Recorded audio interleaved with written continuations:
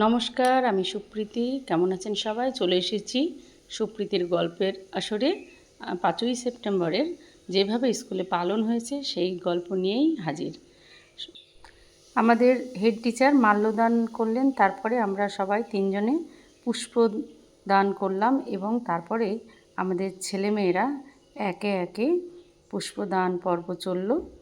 আর এর মধ্য দিয়েই ওরা জেনে গেল যে আজকে দিনটা ৫ই সেপ্টেম্বর সর্বপল্লী রাধাকৃষ্ণনের জন্মদিন।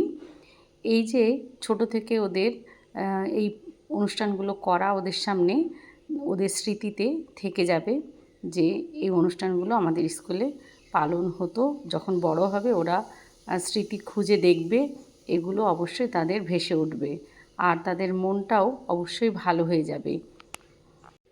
এরপর সমস্ত টিচারদের আলোচনার মাধ্যমে এই দিনটার তাৎপর্য ব্যাখ্যা করা হলো যে রাধাকৃষ্ণনের জন্ম তামিলনাড়ুতে জন্ম হয়েছিল, তার কর্মক্ষেত্র, তিনি যে কীভাবে সারা জীবন কাটিয়েছেন সমস্ত কিছুই তাদের উপযোগী করে বলা হলো। তারাও কিছু আমাদের সামনে তুলে ধরলো। এরপর গান, নাচ, কবিতা আবৃত্তি এবং এই যে কিছু পিরামিডের মাধ্যমে আজ এই দিনটা খুব সুন্দরভাবে পালন হলো। আর ছেলেমেয়েরা তো বিভিন্ন অনুষ্ঠান হলেই খুশি হয়, তারা যেভাবে সেই তুলে ধরে খুবই ভালো লাগে।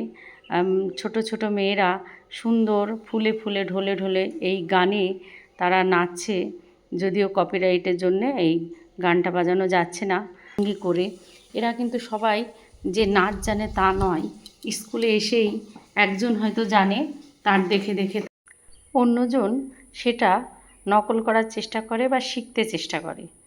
তা এই করে তারা বেশ সুন্দরভাবে এটা নিজেরা উপস্থাপিত করে।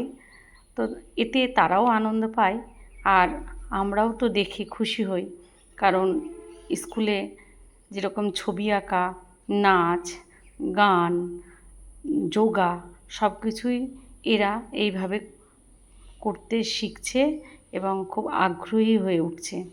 এই সমস্তগুলোই আমাদের প্রতি শনিবারের অনুষ্ঠানে তারা এগুলো প্রদর্শন করে। আর আমাদের উদ্দেশ্য থাকে যে প্রত্যেককে স্টেজে নিয়ে আসা।